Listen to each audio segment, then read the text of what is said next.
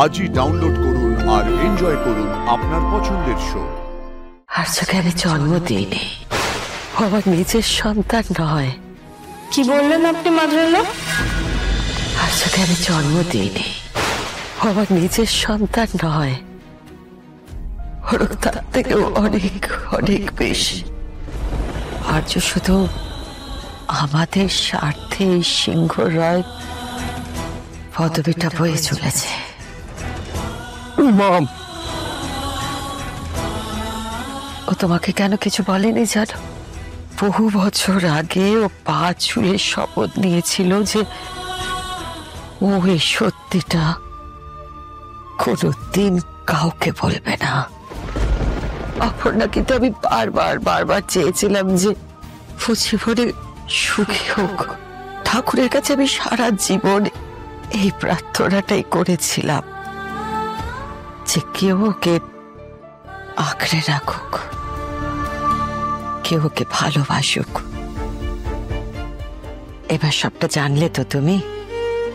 এবার বলো, আর কোনো প্রশ্ন আছে তোমার? তাহলে আর মনে কোনো দোটানা রেখো না অপর্ণা। এবার কিন্তু তোমাকে আমি আমাদের বাড়িতে নিয়ে যাব। তুমি এলে তোমাকে আমার মেয়ের জায়গা দেব, সঙ্গে ওই বাড়ির বউয়ের জায়গা দেব বলেও আমি কোল পেতে রয়েছি।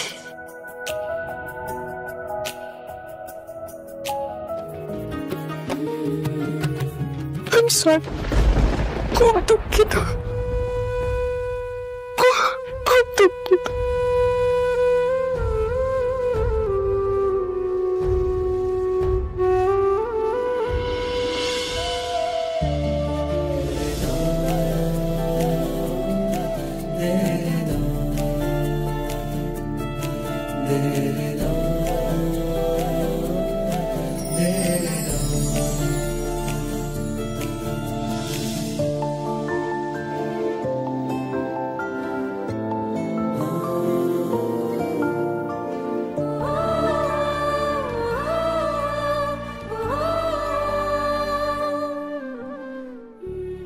আমি জানি না আমি এত শক্তি কোথা থেকে পেলাম, কি করে আমি এতগুলো কথা বলে ফেললাম। হয়তো তুমি চেয়েছিলে তাই আমি এই কথাগুলো বলতে পেরেছি। আজ আমি মুক্ত, আমার মুক্তি হয়েছে।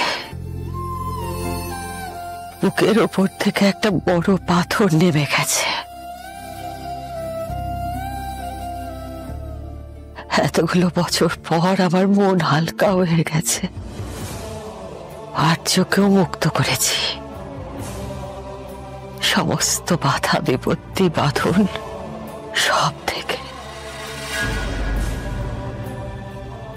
এইভাবেই পাশে থেকো তুমি, যেন সব ভালো হয়, সব যেন এবার ভালো হয়। ঈশ্বর, কি বললেন আপনি মাদ্রাল্লা?